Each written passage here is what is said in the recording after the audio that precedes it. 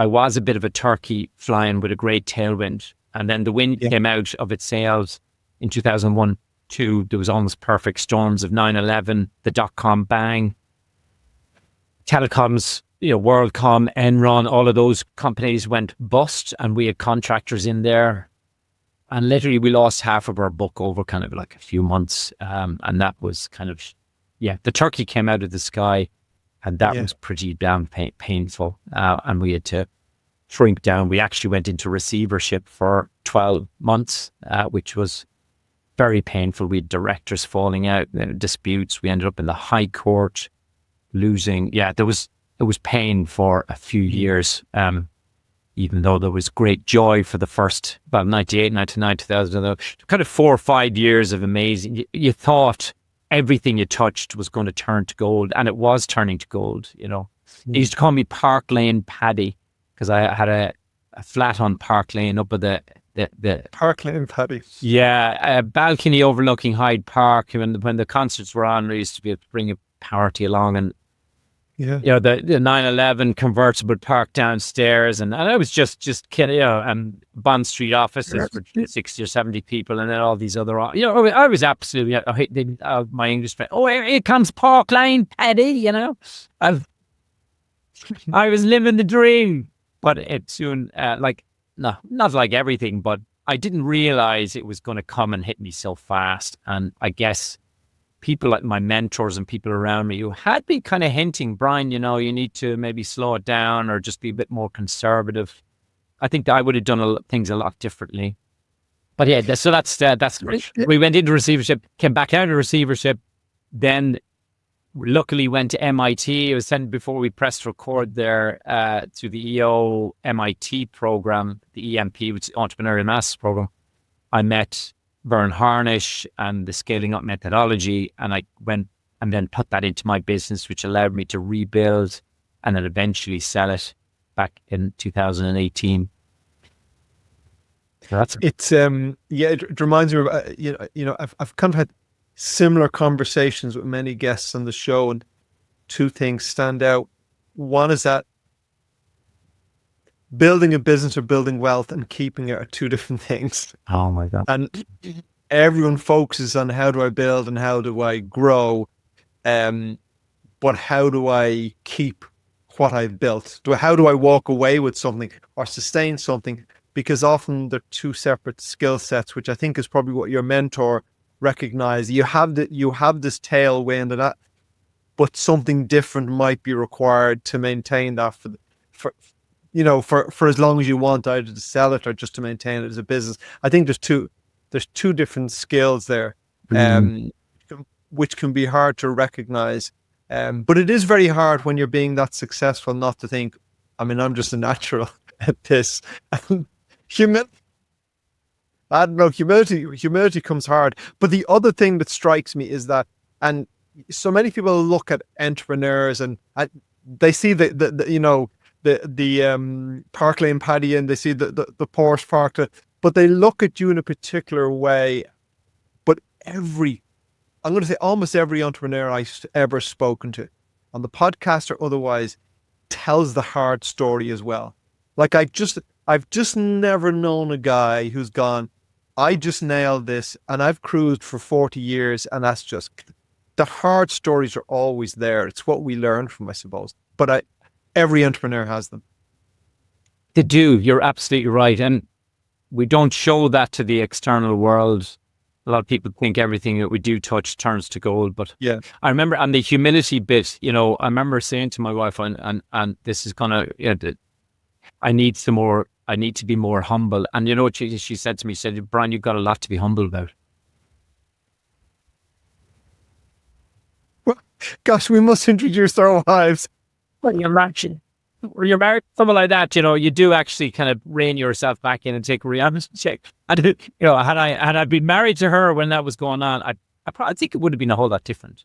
Because I married her just as the tumble began. She married Park Lane Paddy, and then a year later she was married to Park Bench Paddy. Yeah.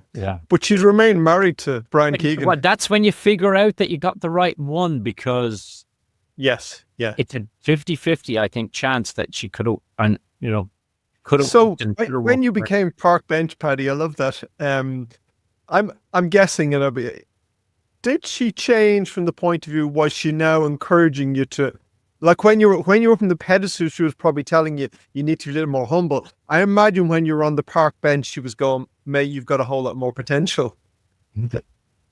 I'm not sure what she thought, but I'm not sure she thought I had much potential because things had gone so awry. Wheels had every wheel had come off.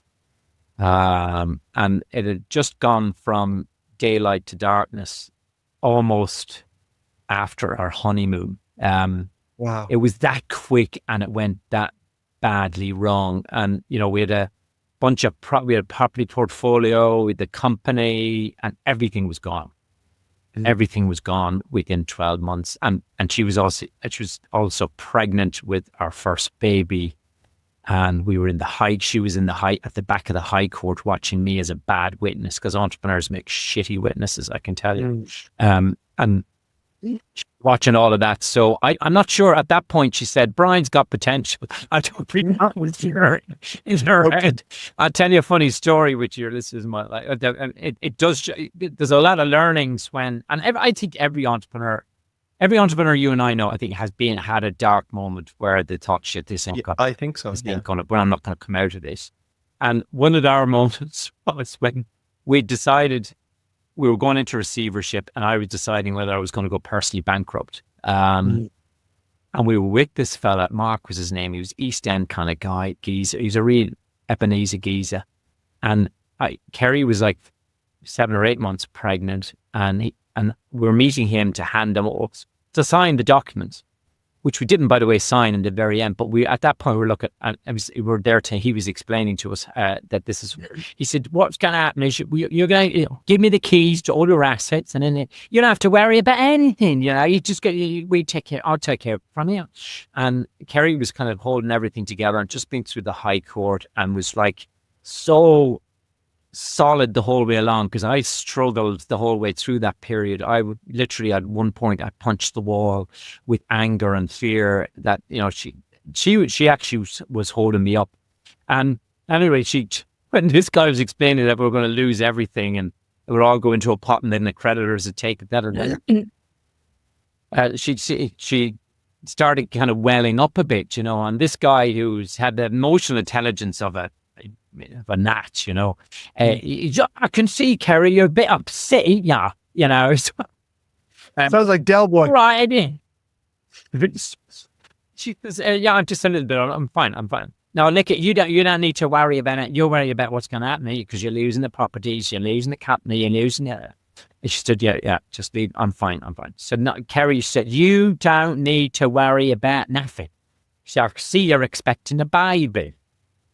And she goes, yeah. She's like 8 months. She's out here, very observant of you.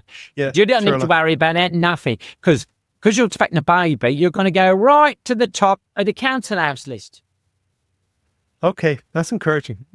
That's where I want to be. Burst out and about, oh shit, that's where it's going to be. That's where. But we didn't end up. You didn't sign the documents. Didn't sign the documents. Actually, we managed to, only the landlords and HMRC that tax. And what prevented you from signing the documents? What prevented you from signing the documents and handing everything away? I guess I then switched advisors, and he's my advisor and my barrister since then, a fellow called Philip, and he just kind of made me see sense for the first time because I was a bit of a thick-headed, single-minded. This is how it's going to be done. Keep out of my way. And I think as entrepreneurs, we do have to be single-minded. But I was single-minded, but then it was only my opinion kind of counted, which wasn't very healthy. But then this guy, he's been my mentor and my barrister since then. And that was 20-something years ago. He just sit down and say, here, Brian, this is what we're going to do. And so he showed me here, we're going to do this a different way. And we're going to save the business, which we did. And we grouped and built our own software, went back into the market, and the thing flew like Particularly when we built our own software, we outsourced to India. We started being able to drop our prices ever so slightly, but delivering like a day and a half faster than our competitor because we were paying contractors, and the thing just flew, and we had software type margins, but it was all under his and maybe 2 or 3 other people's guidance. That, because I had a business mentor with the YPO. I had a business coach who used to come in.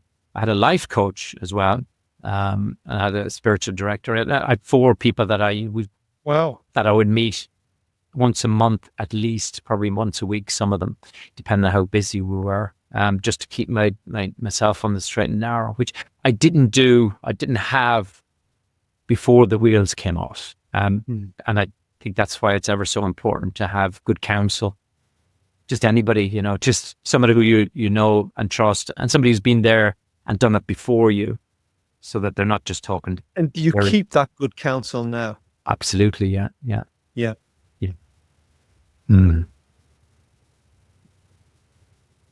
What's interesting listening to you is that you spent a long time telling the story of doom, how difficult it was, which, by the way, I think is really important for people to listen to, particularly young entrepreneurs, because I don't see these stories as depressing. To me, they're an expression to younger entrepreneurs that you will hit challenges, and it's the road you're on. You know what I mean?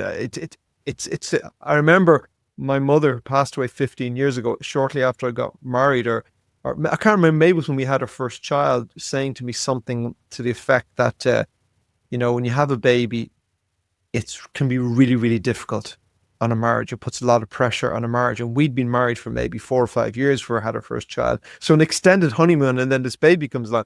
And I remember saying to Paul that it can be really, really difficult. The young child is like. And I remember when it became really, really difficult, when a baby's crying at 4 o'clock in the morning and both of us had to get up for work, and we're at each other. And I remember my mother's words, because I've taught to myself, this is what happens. Like, this is the road. It's not that there's something wrong with our marriage. This is just the road. And that was a real insight. So I suppose that's the insight I'm looking for people to take away, that when they come to the challenge, that it's the road.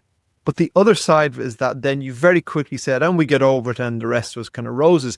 And I have been at fault of telling similar stories. Many, many years ago, I'd been at a dinner party, and I went through a massive change in the business, maybe not quite as dramatic as yours, but I did go through a big change in the business. And I would, many years ago, tell the story at the dinner party.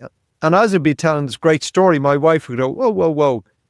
You're telling nobody about the 2 years of shit that you went through. I mean, you're not telling anyone about how extremely difficult it was for 2 years.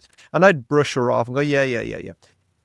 As time went on, and maybe I got a little more mature, I realized, that's the most important part.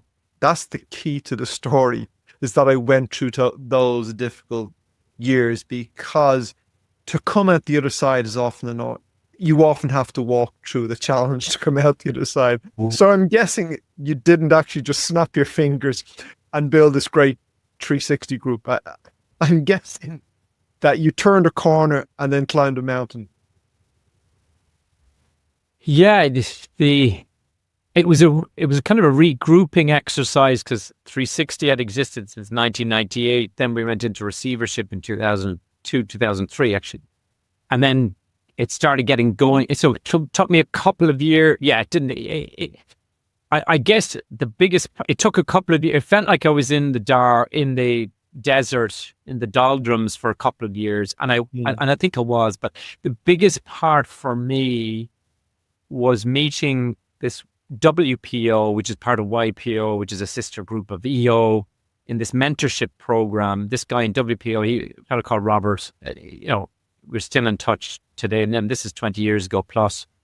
And he was the chief executive of Mandarin Oriental Hotel Group, so big hitter. He was the CEO, and he was to be posted back to the US, but then he ended up staying in London. I said, hey, any chance you could mentor me? And he had chosen somebody else to mentor in the program. But then that felt, so it was just one thing and another. And he taught me so many different things about, one of the things he said, Brian, stop spending your own dollars. I stopped because I was being so skint, and I was like really, really being frugal on investment in the future. He said, Brian, you got to invest. Stop thinking you're taking away from your own salary or your own dividend. Invest for the future now, because you've got an opportunity in front of you. And also just stop tripping over things that are behind you. That's what he told me. Yeah, in the past. In the past, yeah. He said, why are you tripping over stuff that are in their past, And what happened in the past does not mean equal what happened, because I realized that I made so many mistakes, and I'm thinking, am I just going to be prone to those kind of mistakes again? He said, no, and we're going to change that. And things like financial reporting, getting the right people around me. And that was the other thing, was just, there was less than a handful of people who I remember through those times that supported me. One was Robert, another was this guy, Philip, who's my barrister, friend of mine, Eamon, and a friend of mine, Gareth. This guy, Frank, who was my mentor. Yeah, there was kind of those few people that I knew who knew that to support. I don't know how they knew to support me, but they did. Because I wasn't calling out for it, because I was kind of gone back into my shell. But there were certain people who just knew to do the right things when I wasn't instructing or asking for it. So yeah, when you look back on it, just surrounding surrounding yourself with those, they say that you are the average of the 5 people that you hang out with. So I think it's really important, particularly when you do hit that storm, that you do have those people around you. And sometimes it's just luck, or sometimes it just come out of the woodwork. But all those kind of things, and then just putting it straight, trying to find what the North Star is and what it is that we're trying to do, and then trying to rebuild and go, okay, how can we build something different this time around? Rather than just going, because all I was doing was going for growth.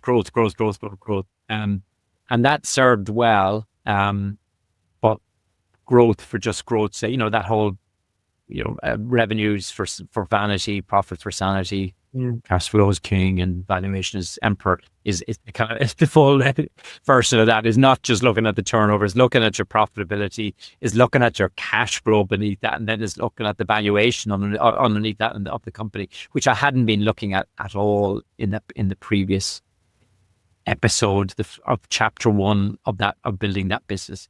So chapter 2 was just a totally new chapter with a fresh look at it.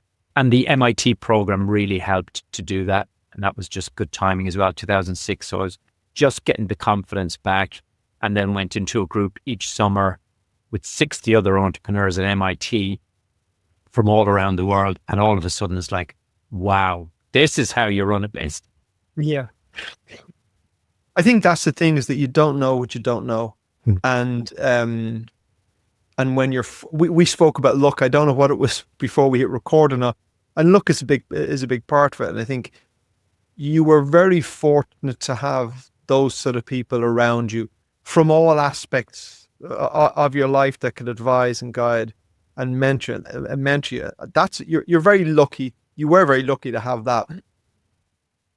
But you have to be open and receptive to that also. And you have to not let your ego get in the way. But I think one of the things about developing in your life, and anyway, and when you go through these challenges, part of the reason I would think that you're able to move on and become much more successful again was that a bit, maybe the expression "stop spending your own dollars" is that you'd been through what you'd been through, and you took the lessons. Without carrying the trauma, you took the lessons and you learned from the people around you and go, okay, right, that was both successful and a mess up, and shit went wrong, but I've learned a lot, I've grown, and you start again a new person, and you build something new. When you moved into that phase 2, you talked about the North Star, was exiting part of the North Star, or was that on your horizon at all? That's a really good question. No, it wasn't. And I think that was a fault. I think I should have focused on that a lot more, but all I wanted to do is get the business back up and running again, make it profitable, make it successful, just to prove that I can rebound, what's his name? Endo Cunningham wrote a book, Irish entrepreneur, The Unsinkable Entrepreneur. And I used to have that there and going, right, I'm not going to sink. I just want to make sure, I want to prove to the world that I can make it back again. Yeah. So that's all I had in my mind was really, how do we go back in phase 2, in 2.0, us, me and the company, and make this better with the learnings that I had. So, and the first thing that we did was it was the mid 2000s. We built our own software on .NET technology, which was just newish at the time, a couple of years old. And we created an online system for contractors to be able to track their payments, which never existed before. And that also allowed us to outsource our back office, which was the back office work, data processing work was being done in London. We were then able to outsource that, and we outsourced it. We had an office with about 20 people in it in Bangalore. Wow. Just a place called Salem, south of Bangalore. And that we were just able to do overnight work and have everything prepared and payroll ready and out the door by 9 a.m. before anybody else had started their processing. So that made us faster, quicker, better. And that I just enjoyed. I remember you used to have a moped coming back to Barnes in West London, and I remember singing with joy, being just the moment or the time, and I went, we're back.